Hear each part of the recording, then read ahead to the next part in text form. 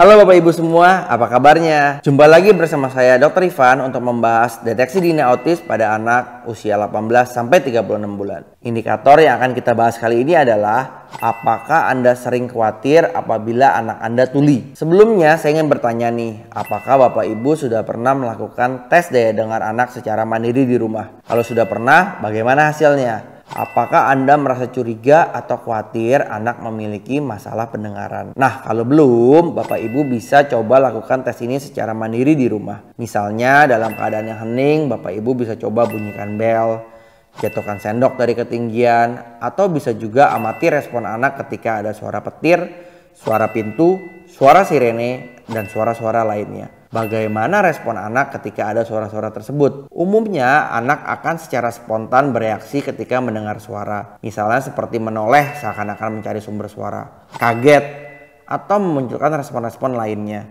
Namun hal ini berbeda jika anak mengalami gangguan pada pendengarannya. Apabila anak tidak merespon sama sekali ketika mendengar suara, bahkan suara yang sangat keras sekalipun, maka ada kemungkinan anak mengalami gangguan pendengaran termasuk ketulian. Lalu apa dok hubungannya dengan deteksi dini autis pada anak? Begini Bapak Ibu, gangguan pendengaran juga kerap dialami oleh anak dengan gangguan spektrum autis. Namun biasanya hal ini bukan disebabkan karena organ pendengarannya tidak berfungsi dengan baik, tapi karena sistem pada bagian otak berfungsi secara berbeda dibandingkan dengan anak yang tidak memiliki gangguan. Pada anak dengan gangguan spektrum autis, bisa saja anak mengalami gangguan sensori hiposensitif auditory, di mana anak baru akan merespon ketika mendengar lagu kesukaannya atau suara yang volumenya lebih keras dengan frekuensi dan getaran suara yang lebih tinggi. Jadi bukan berarti anak tidak bisa mendengar sama sekali. Hanya saja terkadang anak membutuhkan stimulus yang lebih intens untuk bisa diproses dalam otaknya. Jika seperti ini, maka sangat wajar jika orang tua khawatir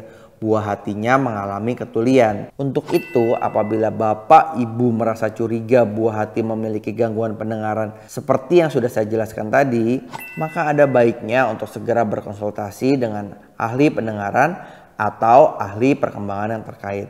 Perlu diingat bahwa gejala ini bukanlah indikator tunggal untuk menyimpulkan bahwa anak mengalami gangguan spektrum autis atau tidak. Dengan berkonsultasi langsung kepada ahlinya, maka buah hati bisa segera mendapat pemeriksaan dan penanganan yang tepat sesuai dengan kondisi anak masing-masing. Itu saja untuk indikator kali ini. Kita bertemu lagi pada video deteksi dini autis berikutnya.